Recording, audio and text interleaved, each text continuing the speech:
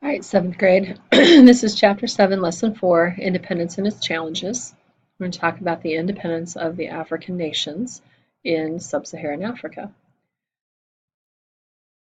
As we talked about last week, Africa was colonized by European nations. And so if you look at this map, everything you see in pink was English colonization. Everything you see in this purple is French colonization. This darker purple is Portuguese, so on. So you have Italian, here you have a little bit of Spanish, a little bit of Belgian. And we talked last week about how these European nations colonized the African subcontinent or the African continent in order to get raw materials, to have natural resources, to have a market for their finished goods. And so really they used these colonies to their own benefit.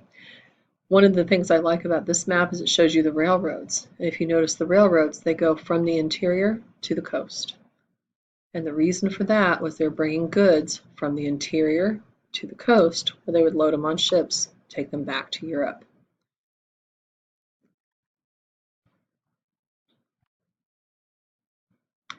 So independence and its challenges. Independence comes around in the 1960s for most of these nations. And nationalism has a good deal to do with that. Nationalism is the feeling of pride in one's homeland. And a certain amount of nationalism is desirable. You want people to be proud of their countries. You don't want destructive nationalism. Destructive nationalism can mean that you feel like your way is the only right way to do things and to the detriment of everyone around you. And that can lead to wars, conflicts, other problems. So political parties and nationalism, African leaders knew they would have to work to develop pride in being African. These countries have been colonized. They were great kingdoms at one point, and they've been colonized and run by European nations. Another problem they had is that European governments drew African boundaries that combined many nations and rival ethnic groups. So if we look at a map of independence, you can see this border between Kenya and Tanzania. The Maasai people basically live right where my little magnifying glass is. And yet the Europeans drew the border right through the middle of that group and split them. So some of the Maasai live in Kenya, some live in Tanzania. That's less than an ideal situation. Another example would be here in Rwanda and Burundi.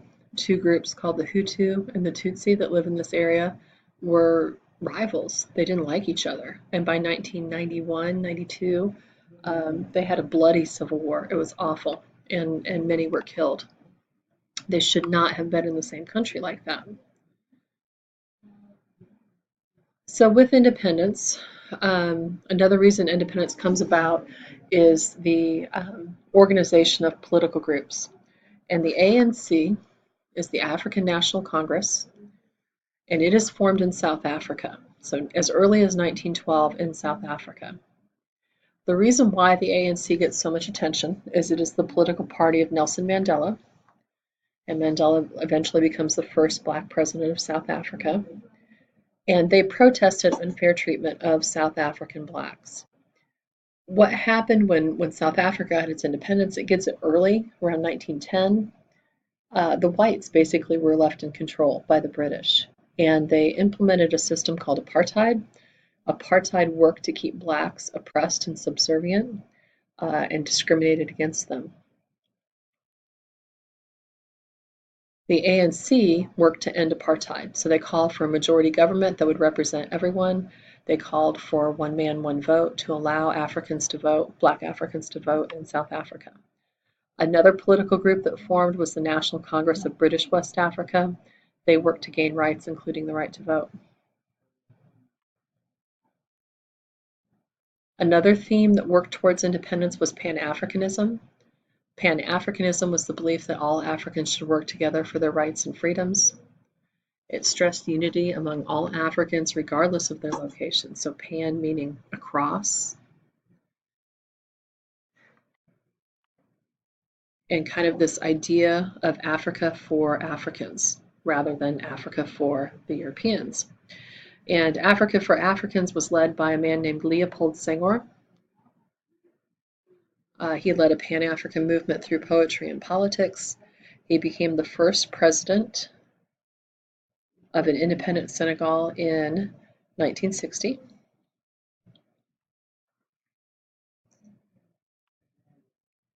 On the way to independence in the 60s, World War II happens. World War II is 1938, 1939 in Europe is when it starts. It spreads to North Africa.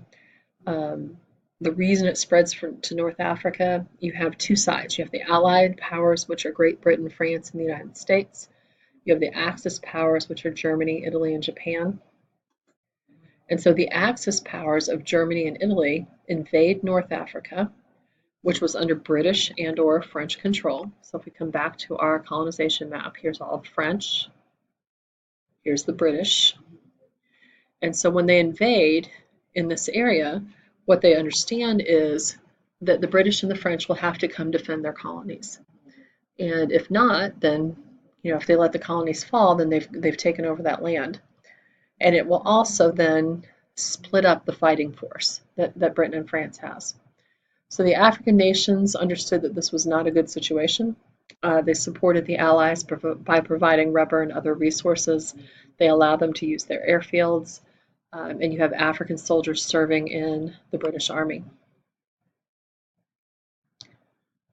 Africans felt proud of the Allied victory, but at the same time, they want their own freedom.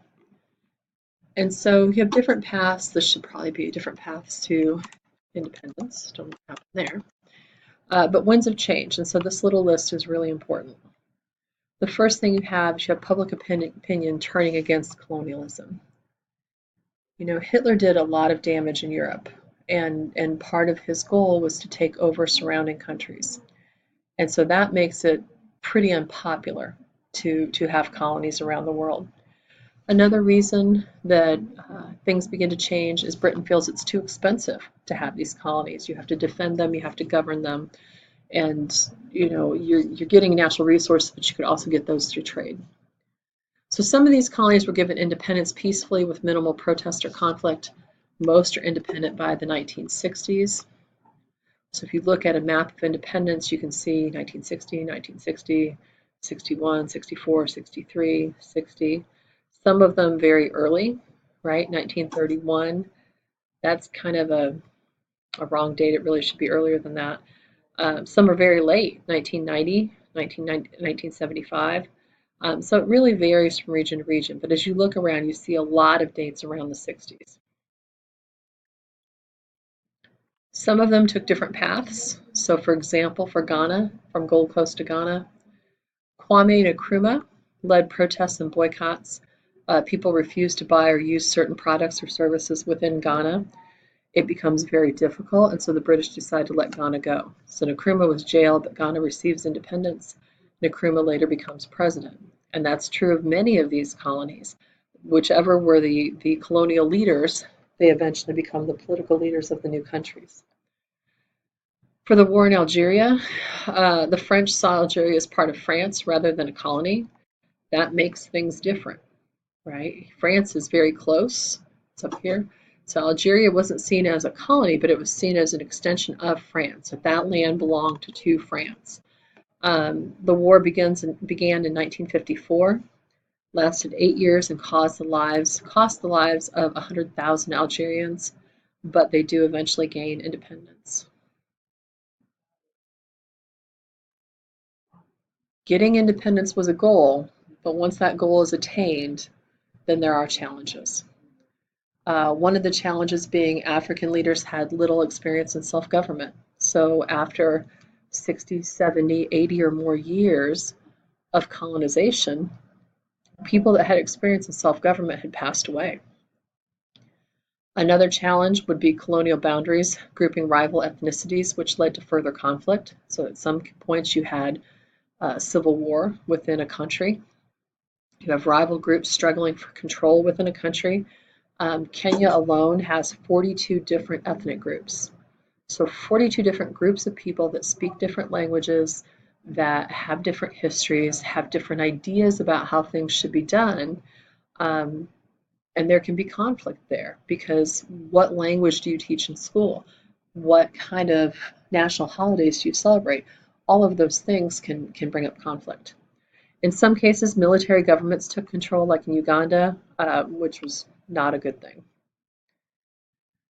These countries had to work to build democracy. So democracy is a government over which citizens exercise power. For example, in a country like Botswana, they instituted something called freedom squares with outdoor meetings in which people talk with their leaders directly. Having access to your leaders to give feedback is really important. And most of these countries are less than 50 years old. So when you think about, our country, we formed our Constitution in 1787.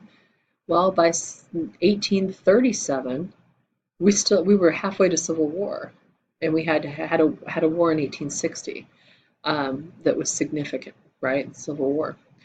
And so these countries are still pretty new as far as countries go, and they still have a lot of their issues to work out, compounded with a lack of industry, a lack of capital, um, and some other things.